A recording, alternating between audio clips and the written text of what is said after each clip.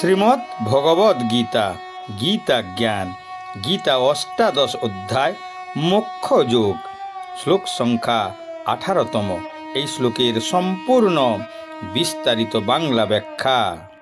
জ্ঞানজ্ঞেয়ং পরিজ্ঞাতা ত্রিবিধ কর্মচোদনা, করণং কর্ম কর্তেতি ত্রিবিধ কর্ম সংগ্রহ। জ্ঞান, জ্ঞেয় ও পরিজ্ঞাতা এই তিনটি কর্মের প্রেরণা। করণ, কর্ম ও কর্তা এই তিনটি কর্মের আশ্রয়। কর্মযোগের সুসংগঠিত আচরণ ব্যবস্থার অধীনে শ্রীকৃষ্ণ এর অংশগুলি বর্ণনা করেছিলেন। তিনি কর্মের কর্মফল ব্যাখ্যা করেছিলেন এবং সেগুলি থেকে মুক্ত হওয়ার প্রক্রিয়া বর্ণনা করেছিলেন।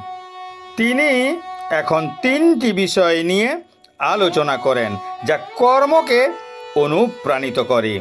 এগুলি হল জ্ঞান, জ্ঞেয় এবং জ্ঞাতা। সম্মিলিতভাবে একে জ্ঞান ত্রিপুটি অর্থাৎ জ্ঞানের ত্রিমূর্তি বলা হয়। জ্ঞান হল কর্মের প্রধান প্রেরণা। এটি জ্ঞানীকে জ্ঞানের বিষয় সম্পর্কে তথ্য দেয়। এই ত্রিমূর্তি একসাথে কর্মকে অনুপ্রাণিত করে।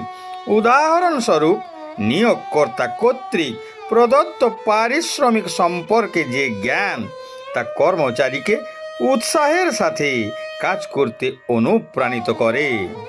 বিশ্বের বিভিন্ন স্থানে সোনা আবিষ্কারের খবরে নানা দেশ থেকে শ্রমিকদের মধ্যে সোনার খনিতে কাজের জন্য ভিড় জমানো হয়। অলিম্পিকে সোনার পদক জয়ের গুরুত্ব সম্পর্কে যে জ্ঞান বিশ্বজুড়ে ক্রীড়াবিদদেরকে বছরের পর বছর ধরে অনুশীলন করতে অনুপ্রাণিত করে। জ্ঞান এবং কাজের মানের মধ্যে একটি পারস্পরিক সম্পর্ক রয়েছে। উদাহরণস্বরূপ, জীবিকা অর্জনের জন্য একটি স্বনামধন্য বিশ্ববিদ্যালয় থেকে প্রাপ্ত ডিগ্রি অত্যন্ত গুরুত্বপূর্ণ। স্বনামধন্য কর্পোরেশন এবং কোম্পানিগুলি জানে যে উচ্চশিক্ষা এবং দক্ষতা সম্পন্ন ব্যক্তিরা আরও দক্ষতার সাথে কাজ করতে পারেন। এই কারণেই অনেক প্রতিষ্ঠান এবং কর্পোরেশন তাদের কর্মীদের দক্ষতা উন্নত করার জন্য অর্থ বিনিয়োগ করে।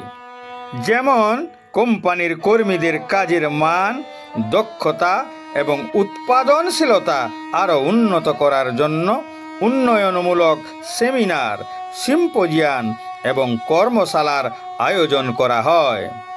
দ্বিতীয় শ্রেণীটিকে বলা হয় কর্ম ত্রিপুটি বা কর্মের ত্রিমূর্তি, যার মধ্যে রয়েছে কর্তা অর্থাৎ কর্মের কর্তা, যন্ত্র যা কর্মের উপাদান, এবং কর্ম নিজেই।